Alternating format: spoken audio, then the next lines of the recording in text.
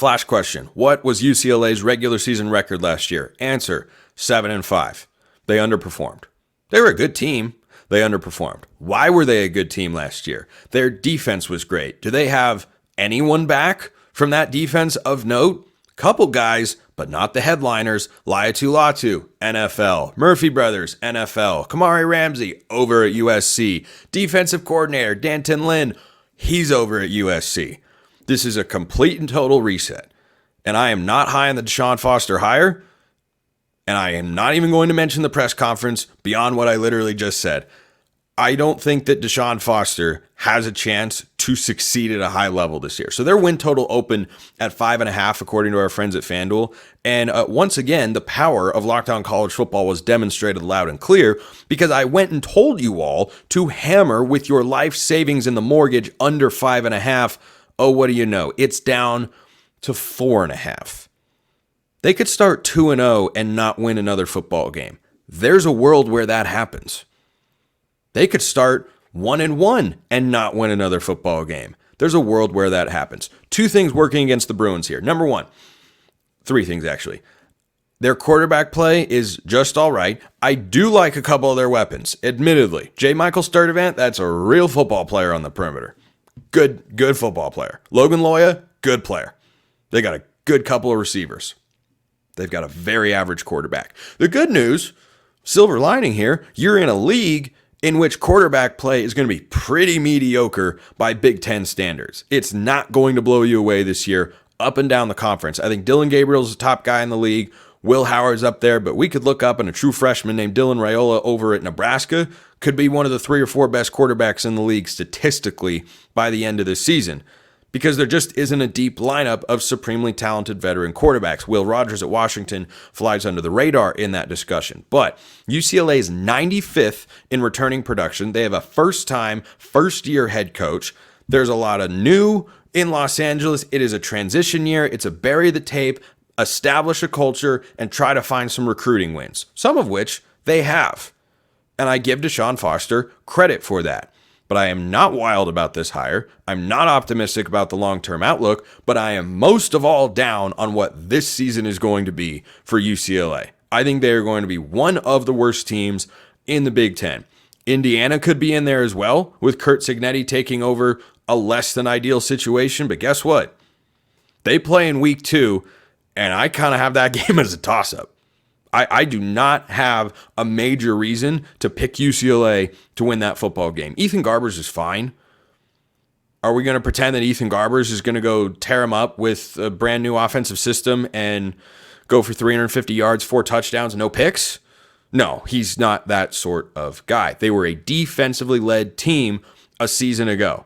And you can say whatever you want about that season. And the head coach who was a part of it, they were a defensively led team. And the most important players from the defense, they're gone.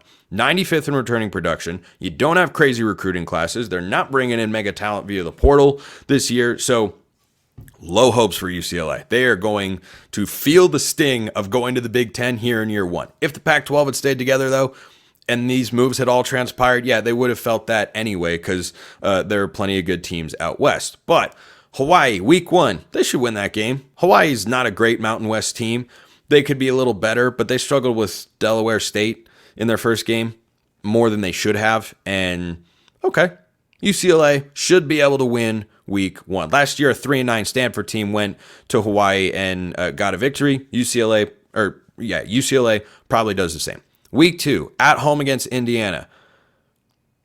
Look, I think they're going to split a couple of Big Ten home games, and those are going to be the only Big Ten games they win. Indiana week 2, and then a month later, they host Minnesota. Indiana would be the far more likely of those 2 games. If UCLA loses week 2 to Indiana, 1-11 is on the table. It is on the table if they don't win that game. I'm giving them benefit of the doubt because they're at home. Like that's it. But then the schedule just gets brutal. They go at LSU, that's a loss. Oregon at home, that is a loss. At Penn State, that's a loss. Then the Minnesota game. They go at Rutgers, at Nebraska. Those programs are light years ahead of where UCLA is going to be this year. Those 2 games are losses. Iowa at home. How many points do you think an Ethan Garber's led offense? If they get to 14, I think that'd be a pretty good game against Iowa. They're not going to beat the Hawkeyes this year. At Washington, also in the midst of a massive rebuild. Who's had the better offseason? Answer, Washington. At home, better quarterback, better roster. Huskies winning that game up at Husky Stadium. Then you play USC. I think the Trojans are going to clean UCLA's clock in a revenge game from a matchup they felt they should have won last year, which going into it, they should have, and then they lost.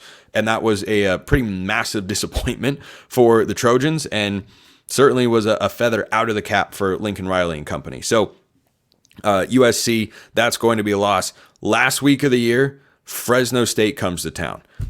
Interim head coach Tim Skipper at Fresno State, taking over a program that coming into this year expects to be one of the top 3 or 4 teams in the Mountain West, who have proven themselves more than capable of beating Power 5 opponents, UCLA included, by the way. That could be a marquee win, because no matter what a Power 4 school is doing, if you were an interim head coach and you go into Los Angeles and you win that football game, that's a major statement to make yourself the full-time head coach. So you know the Bulldogs, depending on how their season's gone, and frankly, it might not matter either way for what I'm about to say, they're going to be playing with their hair on fire. They're going to want to win that game. And UCLA is going to be coming in off 5 straight losses, maybe even more. Maybe even more. You're at home, I'll give UCLA the win and pick them to go 3-9. And I tell you what, I'd pick 2-10 before I picked 4-8. This is a reset year. This is DeShaun Foster learning on the job as to how to be a head coach. This is not a roster that is ready to compete. And this schedule is brutal. LSU, Oregon, Penn State, at Rutgers, at Nebraska, Iowa, Washington, USC. This is a gauntlet. And frankly, let me give you a piece of optimism here to end today's show for UCLA fans out there. It is a good thing that this year is going to stink. Because as schedules rotate in conference play on an annual basis, you have years where the schedule is easier. You have years where the schedule is harder. You're getting a hard year scheduling wise out of the way. This might be the toughest schedule in the entire Big Ten. Ohio State isn't in there, but Oregon is, and Washington on the road is, and Penn State is. I mean, you don't have Michigan, thank goodness, but USC is in the mix. Iowa, at Rutgers, at Nebraska. They are going to be underdogs in. They'll probably be favored. They're favored over Hawaii by double digits. They should win that game. They'll be favored over Fresno State, I think. I don't know. We'll see how the season goes. Week 2, they'll probably be favored against Indiana. They're probably going to be underdogs in at least 8 of their games, if not 9 or 10. They could be underdogs in 9 games this year. It's a brutal schedule. You get it out of the way. You have your head coach learning on the job, establishing a program, no expectations, no worries, nothing. I think UCLA is going 3-9. That's best case scenario. You know what? I'm changing on the fly. I don't think they're going to beat Minnesota. I like PJ Fleck more than I like DeShaun Foster. You know why? I've seen PJ Fleck coach games before. I think he's pretty good. Is Minnesota's team great? There was a weird betting movement in that line for their week 1 game on Thursday against North Carolina, where they went from a 2.5-point favorite to a 1.5-point dog. Vegas got to know something. I mean, Vegas knows something. That's a dramatic line shift there. But I think they can beat Indiana. Might be close to a toss-up, but I'll take them 2-10. I think UCLA is going to go 2-10 this year. I don't think that's an indictment on DeShaun Foster in the long run. I think it's an indictment on what the situation has become over the last several years with UCLA football. You can blame whoever you'd like. It is going to be a rough year in Los Angeles for the Bruins. So I'll take them 2-10. 2-10. Well, actually, I'd have to pick them to lose that Indiana game. All right. 3-9. 3-9. Final answer. They'll beat Indiana, Hawaii, Fresno State. Everything else in between, I think it's going to be a loss. Final answer, 3-9. UCLA, going to be a tough season. Appreciate everyone listening. I'll see you next time. And until then, hope you have a wonderful rest of your day.